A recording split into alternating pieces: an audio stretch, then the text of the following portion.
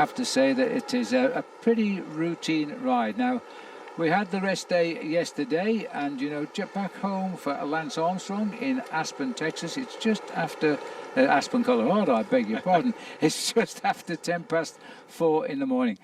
Lance, good morning, Lance, and it's probably quite early for you to get up, but how have you taken the first 10 days of this Tour de France? How have you felt it's been? Look, I think it's been a lot harder than we anticipated. It's been a lot harder probably than the riders anticipated. It just goes to show you don't need a day with 4 big mountain passes to get 12,000 feet of vertical climb. And so you just start adding these days over and over and over. Then you throw in a crosswind day. I mean, there's really been no rest for these boys. And we haven't even got to the Pyrenees and the Alps yet. So we're going to see some tired legs in the mountains. Now, Ineos, to me, seems to have done nothing wrong at the moment, Lance, and we're looking now at a situation where they do appear to have co-leaders, or is it all for Geraint Thomas?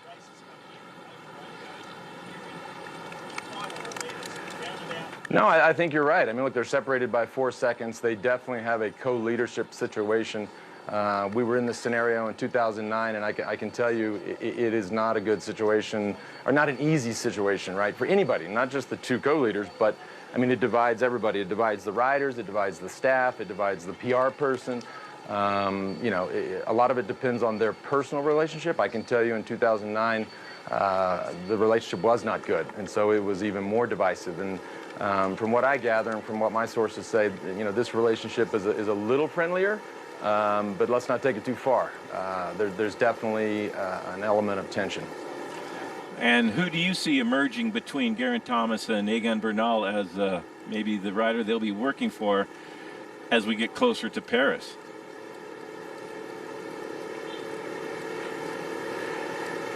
I mean, I have to pick Geraint Thomas. And also, just on another note, I mean, imagine being Geraint Thomas. You're the defending champion. You're the older of the 2. If I'm him, I'm like, why? We're co-leaders. I mean, he has to be a bit, upset about that. But also, I think more importantly, Egan Bernal has had an amazing season already. His form has been at a high level all season long. Geraint Thomas is coming up, and so I think if you made me choose right now, it's certainly Geraint Thomas. But as we've touched on, when you have those first 10 days that have been so hard. Anything can happen. By the way, anything can happen to both of those guys. And so they've played a heads-up bike race. They were there in the wind, and that got them a big cushion over guys like Pinot and Fuglsang and Landa and all of these guys. But anything can happen. And considering the difficulties of the first 10 days, who do you think is the biggest challenger to emerge so far to the Ineos squad that seems pretty strong at this point?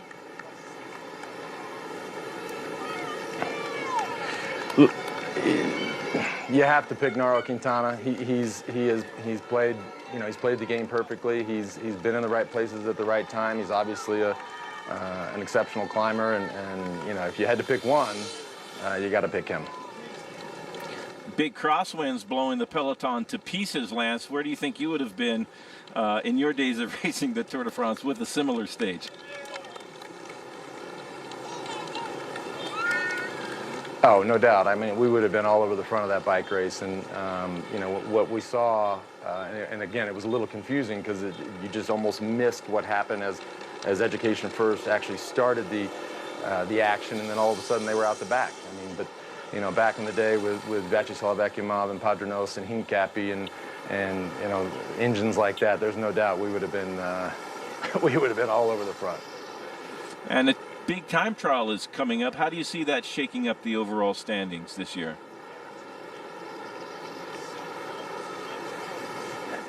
Look, it's 27 kilometers. It's rolling terrain. It plays right into the hands of Geraint Thomas. If indeed his form is coming up, which I believe that it is, it's just more time that he's going to get.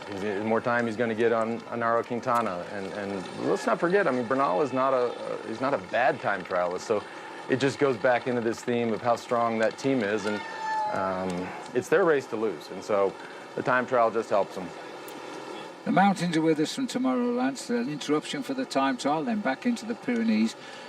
Tough climbs in the Pyrenees. I mean, first of all, Alaphilippe, how long is he going to stay in yellow, do you reckon? And when he and if he loses yellow, who's going to take it over?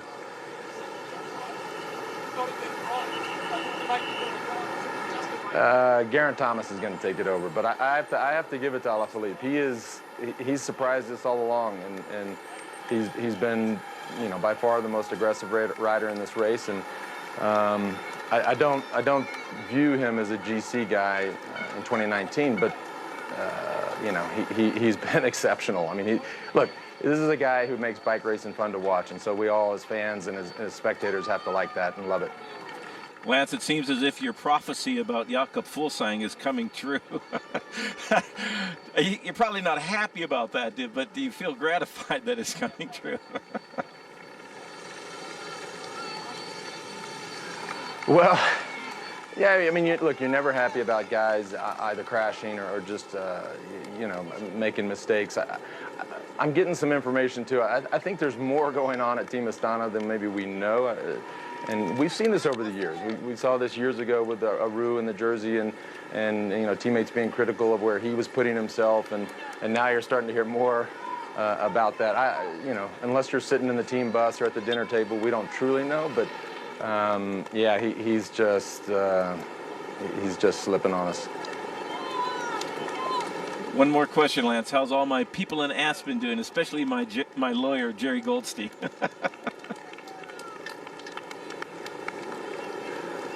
You know what? I mean, if Jerry Goldstein thought he was having a good day today, you just made it. I mean, it's like a factor of 1,000. So he's, look, Goldstein's Goldstein. I was over at dinner there the other night. It was as rowdy and as wild and as colorful as ever. So, yeah, he's going on 18. Let me put it that way.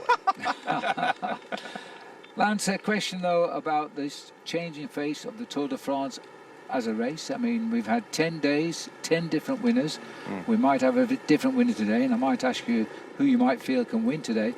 Is this the changing face of the new era now for different bike riders?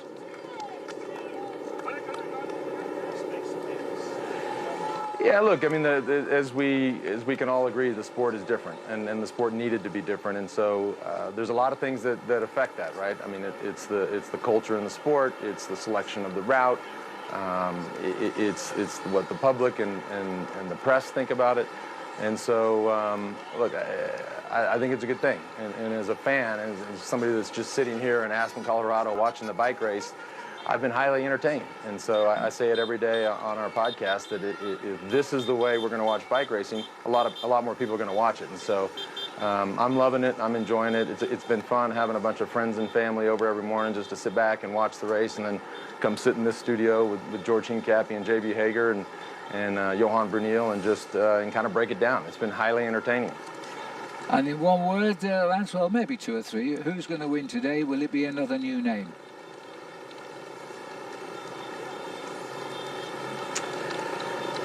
You know, as I talk about all the time, I was never a sprinter. I always get it wrong, and so. But you got to cheer for these guys that haven't won, right? The Michael Matthews and the Caleb Ewans. I mean, they've had these teams that have tried so hard to put them in place, and they just haven't delivered. So you got to root for them today.